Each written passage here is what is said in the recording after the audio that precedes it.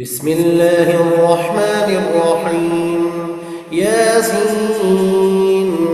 والقرآن الحكيم إنك لمن المرسلين على صراط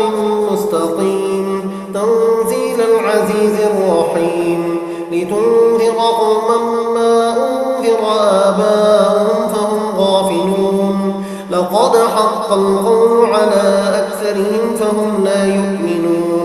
إنا جعلنا في أعناقهم أغلالا فهي إلى الأذقان فهم مقمحون وجعلنا من بين أيديهم سدا ومن خلفهم سدا فأغشيناهم فهم لا يبصرون وسواء عليهم أنذرتهم أم لم تنذرهم لا يؤمنون إنما تنذر من اتبع الذكر وخشي الرحمن بالغيب فبشره بمغفرة وأجر كريم إنا نحن نحيي الموتى ونكتب ما قدموا وآثارهم وكل شيء أحصيناه في إمام مبين واضرب لهم مثلا أصحاب القرية إذ جاءها المرسلون إذ أرسلنا إليهم اثنين فكذبوهما فعززنا بثالث فقالوا إنا إليكم مرسلون قالوا ما أنتم إلا بشر مثلنا وما أنزل الرحمن من شيء إن أنتم إلا تكذبون قالوا ربنا يعلم إنا إليكم لمرسلون وما علينا إلا البلاغ المبين قالوا إنا تطيرنا بكم لئن لم تنتهوا لنرجمنكم وليمسنكم منا عذاب أليم قالوا طائركم معكم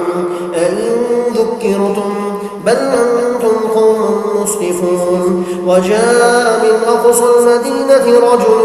يسعى قال يا قوم اتبعوا المرسلين اتبعوا من لا يسألكم أجرا وهم مهتدون وما لي لا أعبد الذي فطرني وإليه ترجعون أأتخذ من دونه آلهة إن يردني الرحمن بضر لا تغن عني شفاعتهم شيئا ولا ينقذون إني إذا لفي ضلال مبين إني آمنت بربكم فاسمعون قيل ادخل الجنة قال يا ليت قومي يعلمون بما غفر لي ربي وجعلني من المكرمين وما أنزلنا على قومه من بعده من جند من السماء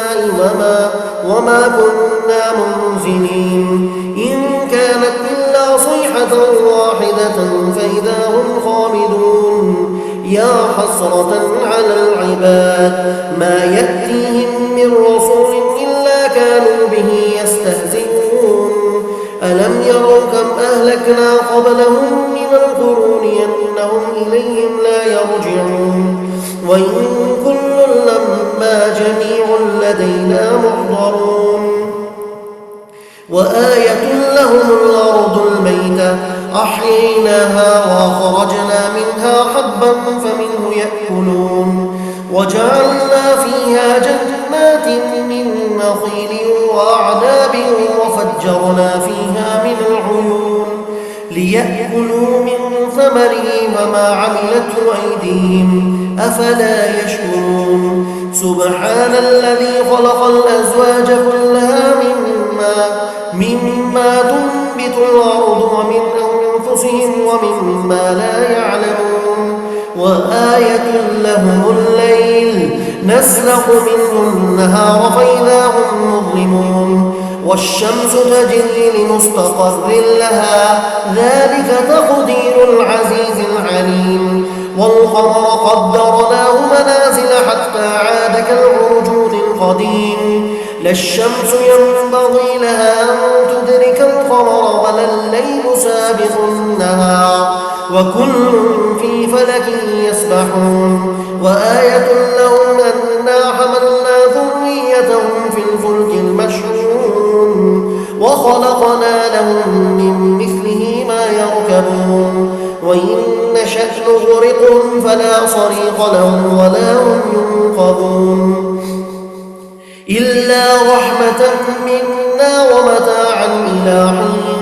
وإذا قيل لهم اتقوا ما بين أيديكم وما خلفكم لعلكم ترحمون وما تأتيهم من آية من آيات ربهم إلا كانوا عنها معرضين وإذا قيل لهم أنفقوا مما رزقكم الله قال الذين كفروا للذين آمنوا ونطعم من لو يشاء الله وطعمه إن أنتم إلا في ضلال مبين ويقولون متى هذا الوعد إن كنتم صادقين ما ينظرون إلا صيحة واحدة تأخذهم وهم يخصمون فلا يستطيعون توصية ولا إلى أهلهم يرجعون ونفخ في الصور فإذا هم من الأجداث إلى ربهم ينسلون قالوا يا ويلنا من بعثنا من مرقدنا هذا ما وعد الرحمن وصدق المرسلون إن كانت إلا صيحة واحدة فإذا هم جميع لدينا محضرون فاليوم لا تظلم نفس شيئا ولا تجزون إلا ما كنتم تعملون إن أصحاب الجنة اليوم في شغل فاكهون هم وأزواجهم في ظلال على الأرائك متكئون لهم فيها فاكهة ولهم ما يدعون سلام قولا من رب رحيم وامتازوا اليوم أيها المجرمون ألم أعهد إليكم يا بني آدم ألا تعبدوا الشيطان إنه لكم عدو مبين وأن اعبدوني هذا صراط مستقيم ولقد أضل منكم جبلا كثيرا أفلم تكونوا تعقلون هذه جهنم التي كنتم توعدون اصلوها اليوم بما كنتم تكفرون اليوم نختم على أفواههم وتكلمنا أيديهم